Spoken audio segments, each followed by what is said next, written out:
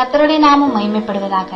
இன்றைக்கு தேவன் நமக்கு கொடுக்கிற வேதவசனம், மேலும் நீங்கள் எல்லாவற்றிலும் எப்பொழுதும் சம்பூர்ணமுடையவர்களாயும் சகலவித நற்கிரியைகளும் பெறுகிறவர்களாயும் இருக்கும்படியாக தேவன் உங்களிடத்தில் சகலவித கிருபையையும் பெருகச் செய்ய வல்லவராயிருக்கிறார்.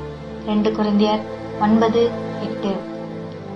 தேவனுடைய ஜனங்களாகிய நாம் எல்லாவற்றிலும் எப்பொழுதும் சம்பூர்ணமுடையவர்களாயும் ஆவிக்குரிய ஆசீர்வாதங்களாலும் இம்மைக்குரிய ஆசீர்வாதங்களாலும் பெருக, அது மட்டுமல்ல பெருகி மற்றவர்களுக்கும் ஆசீர்வாதமாய் இருக்கும்படி சகலவித நற்கிரியைகளிலும் பெறுகிறவர்களாயும் இருக்க தேவன் விரும்புகிறார். அதற்காகவே சகலவித கிருபையும் நம்முடைய வாழ்வின் எல்லாவற்றிற்கான கிருபையும் பெருகச் செய்ய தேவன் வல்லவராயிருக்கிறார். கிருபை என்பது வேத பண்டிதர்கள் சொல்லுகிறபடி தகுதி இல்லாதவர்களுக்கும் தேவன் கொடுக்கும் தயவு, வெகுமதி, கருணையாகும். இன்னும் கிருபை என்பது தெய்வீக ஆற்றல், திறமைகள், வல்லமைகள், பலனாகும். இந்த கிருபை ரட்சிப்பை ஈவாக தந்து நித்திய ஜீவனை பெற்றுக்கொள்ள பரிசுத்த பாதையில் நம்மை நடத்துகிறதுமாயும் இருக்கிறது. தேவன் மிகுந்த கிருபையுள்ளவர். அவர் அளவில்லா கிருபையை நமக்கும் கொடுக்கிறார். புலம்பல் 3:23 படி ஒவ்வொரு நாள் காலையிலும் புது கிருபைகளை நமக்கு தருகிறார்.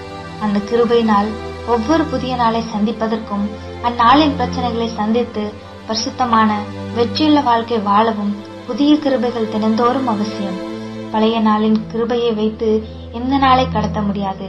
இன்னும் தாழ்மையுள்ளவர்களுக்கு, கர்த்தரையே நம்புகிறவர்களுக்கு சங்கீதம் 33:23 கிருபையானது அநேகருடைய ஸ்தோத்திரத்தினாலும் தேவனுடைய நிழலில் அனுதினமும் உறவாடுகிறவர்களுக்கும் கிருபையை பெருகச் செய்ய வல்லவராயிருக்கிறார்.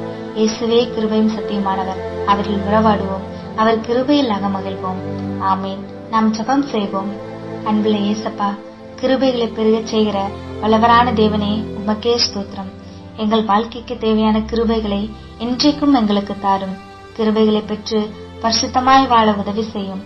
ஆவிக்குரிய வாழ்க்கையிலும் இம்மைக்குரிய வாழ்க்கையிலும் ஆசீர்வாதமாய் இருக்க கிருபைகளை பெருகச் செய்யும். இயேசுவின் நாமத்தில் ஜெபிக்கிறோம் எங்கள் நல்ல தகப்பனே. ஆமேன். கர்த்தர் உங்களை ஆசீர்வதிப்பாராக.